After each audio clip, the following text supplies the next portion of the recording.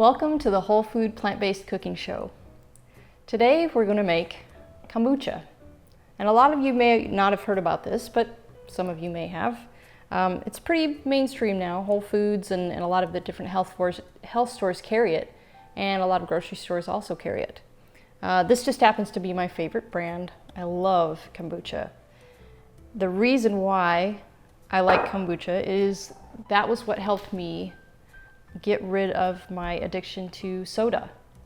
I used to love Coca-Cola and Mountain Dew, but when I wanted to clean up my eating habits, that was the first thing that needed to go, because it's just loaded with sugar and unnecessary calories, and it's just plain not good for you. So kombucha is, if you can see it here, it is, this is the scoby on top, or scoby, and this is the tea down here. So it's like a fermented tea drink.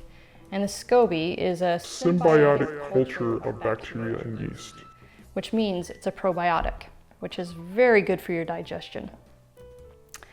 So when I make kombucha, the original flavor, this is just plain. This is just plain black tea with green tea. And then after the first brewing, which I'll show you, I add a little bit of fruit juice, whatever flavor I want. Because if you noticed, a lot of the kombuchas you see at the store, they are flavored. They have, this one is strawberry. Some of the other ones, this is gingerberry. So that is what you add afterward for like a second fermentation. So to get started, and for the other part of it, it gets fizzy. And I think that's the part that I was really hooked on with soda, is the fizziness of the soda. It just feels really cold and really refreshing. Kombucha gets fizzy.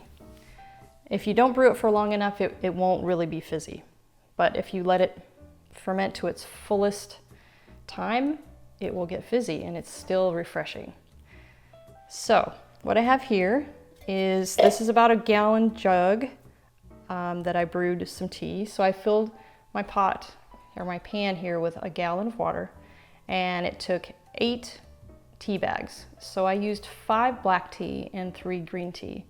And I used different types of tea because the green tea seems to keep the scoby healthier. It gets a larger scoby on it. So I like to just keep that in there for an extra little boost for it. And it, green tea has great beneficial properties to it. So this is just brewed tea. For like 7 minutes I brewed the tea, and then we have, so it's a cup of liquid or a cup of water, 8 tea bags, and then once it's done brewing, you add your sugar so the sugar can dissolve into it, and it's 1 cup of sugar. So I'm going to add that right now and stir it.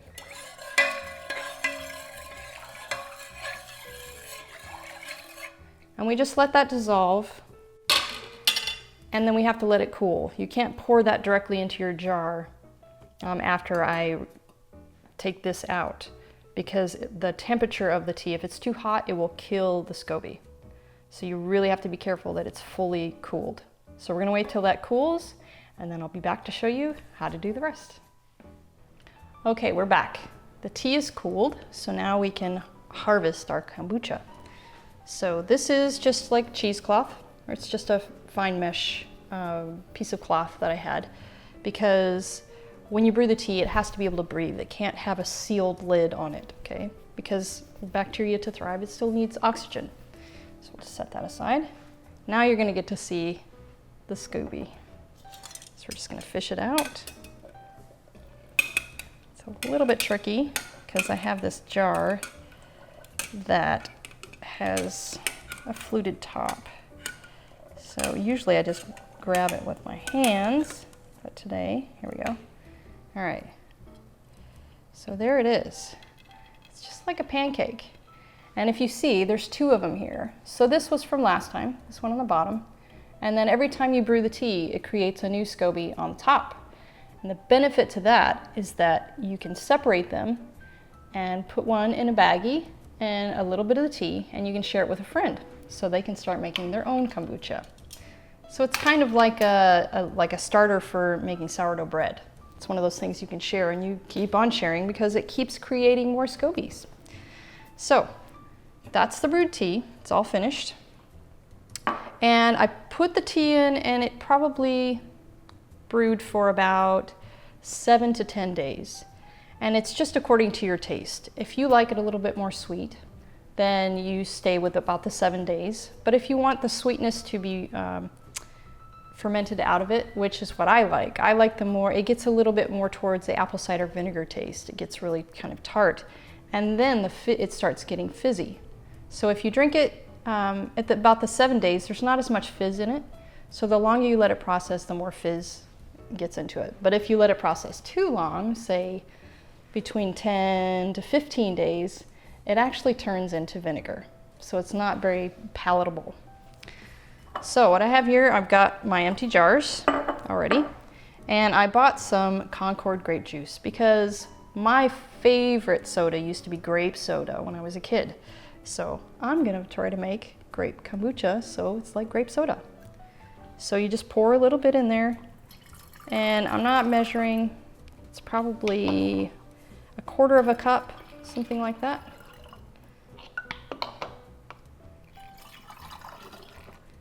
And then I'll leave probably the last of it just as the original flavor, because I always like to test the original flavor each time just to make sure I'm still staying with the good original flavor. And then you just use a ladle and start ladling it into your jars.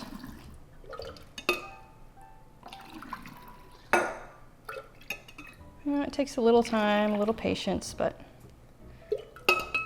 it's so worth it. And it's going to save you a ton of money, because one of these Synergy kombuchas costs, what, like $3.50, I think? And you know, it's usually, I said to eat or only drink about 8 ounces a day, so you can get 2 servings of that in a day. Or, you know, 1 8-ounce serving one day and one the next day. But that's still, it's pretty expensive. So in this, really, the only cost involved is for tea bags and the sugar, and then juice if you want to add juice.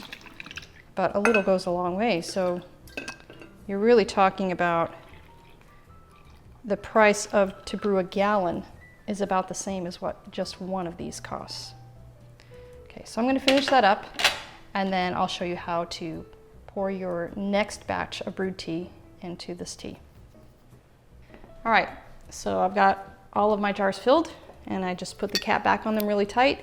And you want to leave a little bit of space left in the jar because it does build up pressure just like soda does. You know, so when you pop the cap, it goes tss, because there is, it just builds up pressure.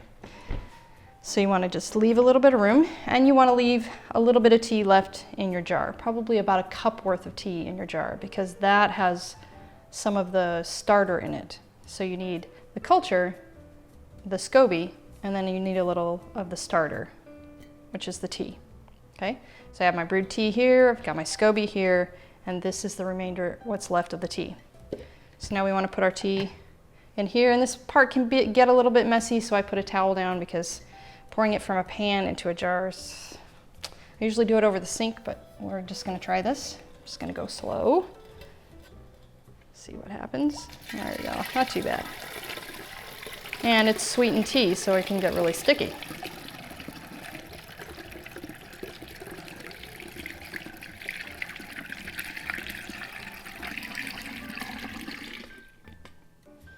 Okay, oh, that went pretty well. Okay. And then we're just gonna add the scoby back to the jar, but I'm gonna separate it. I'm gonna take apart one. Take the nice one off of the top and just fold it back in the jar. And it doesn't matter that it goes directly on the top. Sometimes it'll sink down to the bottom because it's going to create new culture, which will create a seal on the top, which is what makes it fizzy, because it's sealing all of that probiotic action into the jar, so those gases can't escape, which makes it fizzy. And then you want to put your cloth back on, and I just put it with a rubber band. And then we'll put it back on the back counter for 7 to 10 days. And then you're ready for your next batch. And these are not ready to drink right now. So these, you'll have to keep these capped for another probably 2 to 3 days so that so the kombucha can digest the juice that you just added, because that's more sugar. And you don't want to be drinking all of that sugar. If you're trying to get off of soda, you don't want to drink that sugar. So you want it to process out, and that's what will create the fizz. And you'll know that it's not quite done processing yet if it's not fizzy. So you can just pop the top, and if you don't hear that tss, then it's not quite done. Just seal it back up and let it sit back on the counter for another day or so. Here we have just the original flavor. I'm gonna give it a taste. Oh, that is so delicious. I like the original too. I really hope you guys like this and are brave enough to try it. To get a culture, you can just go online and you can get it. You can order a scoby online. It'll just come in there'll just be a little circle of it, which is plenty to get you started. And sometimes they actually send you the whole pancake that looks about that big. It just depends on what company you order from. Relatively cheap. And you can get started on your way to breaking the soda habit. See you next time. Be sure to subscribe.